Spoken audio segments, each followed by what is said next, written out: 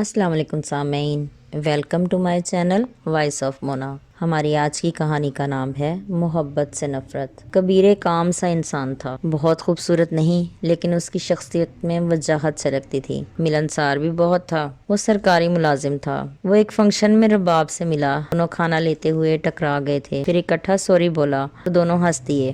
دونوں ہی اپنی فیملی کے ساتھ آئے تھے، پھر حال احوال پوچھا۔ وہ آپس میں رشتے دار نہیں تھے، وہ رباب کے کزن کے بہت اچھے دوست تھے۔ ان کو باتیں کرتا دیکھ رباب کا کزن احسن بھی آ گیا۔ ارے خیریت، تم جانتے ہو ایک دوسرے کو؟ نہیں بھائی، ابھی ٹکر ہوئی ہے۔ سن کر احسن بھی ہنسنے لگا۔ وہ کھانا گھر والوں کو دینے چلی گئی۔ تھوڑی دیر کے بعد وہ واپس آئی میٹھا لینے کے لیے تو کبیر اس کا انتظار کر رہا تھا۔ رباب، یہ میرا نمبر رکھ لیں، اگر کوئی کام ہو تو ضرور بتائیے گا۔ رباب کو اس نے اپنا نمبر دے دیا۔ اب رباب نے لے لیا کہ سرکاری بندہ ہے، کہیں نہ کہیں کام آ ہی جائے گا۔ پھر شادی کا فنکشن ختم ہو گیا، رباب بھول گئی۔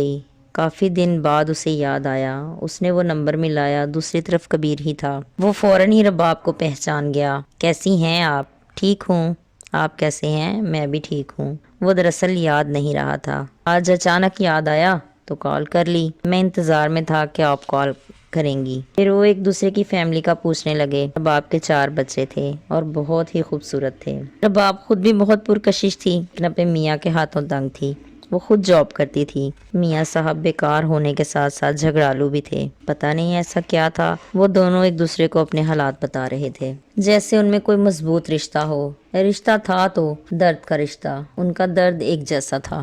رباب نے اس کی بیوی اور بچوں کا پوچھا تو اس نے بتایا کہ وہ بھاگی ہوئی ہے۔ کیا مطلب؟ رباب چونک گئی۔ کبیر کے منہ سے نکل تو گیا تھا، ساتھ ہی اس نے فون بند کر دیا۔ رباب نے بھی دوبارہ کال نہیں کی۔ پھر دوسرے دن اس کی کال آ گئی۔ کیا حال ہے؟ ٹھیک ہوں، آپ سنائیں؟ رباب، کل ہمت نہیں پڑ رہی تھی بات کرنے کی۔ اچھا دل کرتا ہے تو بتا دیں، ورنہ آپ کی مرضی۔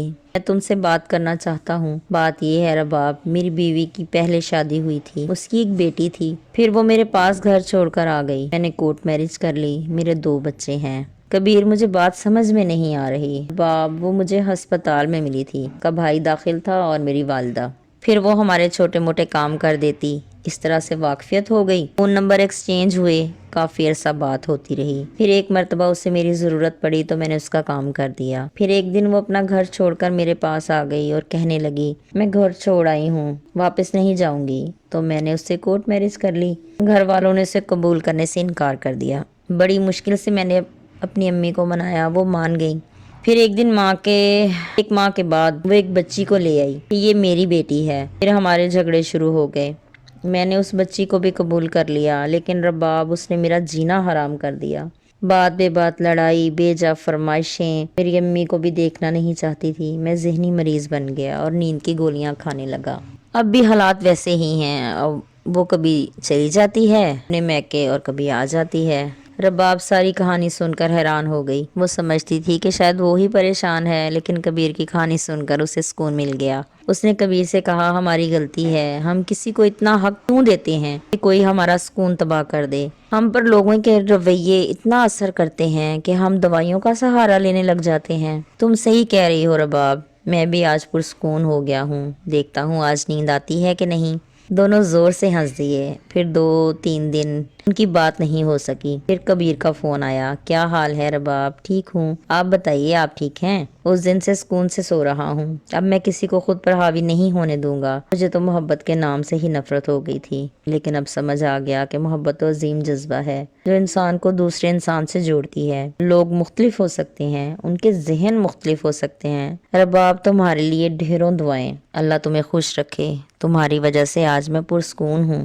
تمہارا مجھ سے انسانیت کا رشتہ ہے۔ میں نیند کی گولیاں کھا کھا کے موت کی طرف بڑھ رہا تھا۔ نہیں کبیر، آپ ایک اچھے انسان ہیں اور اچھے لوگوں کو اللہ خود برے وقت سے بچا لیتا ہے اور کسی نہ کسی کو مسیحا بنا دیتا ہے۔ آپ ہی نہیں، میں بھی ٹرامے میں تھی، اللہ کا شکر ہے میں بھی اب پرسکون ہوں۔ جیتے رہیے، خوش رہیے۔ ملتے ہیں اگلی کہانی کے ساتھ۔